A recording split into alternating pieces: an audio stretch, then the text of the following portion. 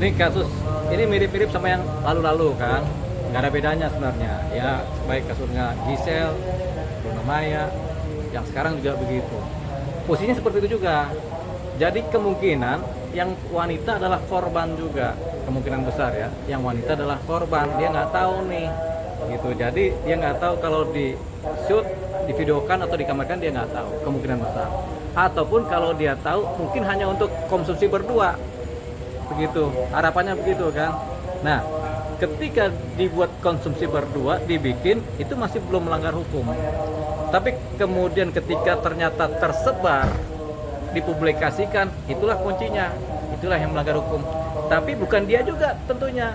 Kalau dia menyebarkan, masuk, baik laki atau perempuan kalau mereka menyebarkan. Tapi kalau bukan mereka, ya dicari dulu siapa yang menyebarkannya. Salah satu yang menjadi tersangka menyebarkan kan, karena menyebarluaskan ini kan, kisah kejadian yang begitu kan, itu dia. Bang, dalam kasus video ini siapa aja yang bisa terjerat hukum, Bang? Bisa dua-duanya, bisa salah satu yang menyebarkan, gitu. Kalau dua-duanya secara sadar ingin dipublikasikan, dua-duanya kena. Tapi kalau salah satu yang menyebarkan publikasikan sementara satunya nggak tahu dan memang nggak mau disebarkan, ya ini nggak kena, gitu. Tapi kalau membuat konten seperti itu, rasanya banyak diantara kita bikin seperti itu, tapi hanya untuk kepentingan diri sendiri, kepentingan privat sendiri kan, tidak untuk dibagikan kepada pihak lain.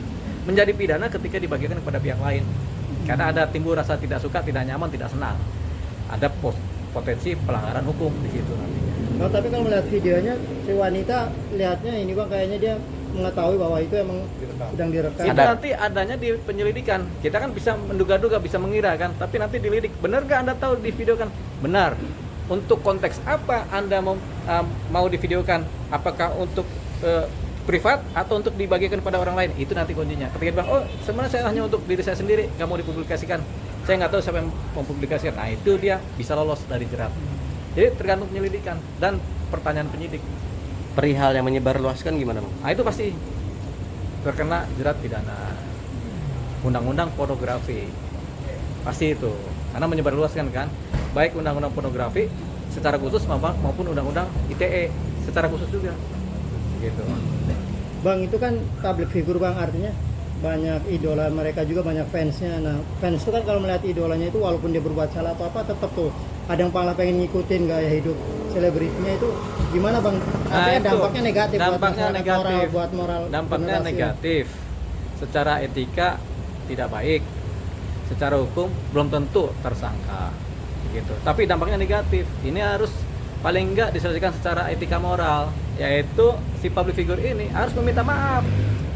Pak, pertama-tama meminta maaf dulu kepada ininya, penggemarnya, kepada publik, kepada masyarakat. Minta maaf, ini sudah kejadian seperti ini, kejadian yang nggak disengaja. Dia harus minta maaf secara moral dan etika. Ini kejadian. Baru keduanya, apakah dia melakukan secara sengaja apa tidak, apakah dia terjerat unsur pidana undang-undang pornografi, itu tergantung dari hasil penyelidikan.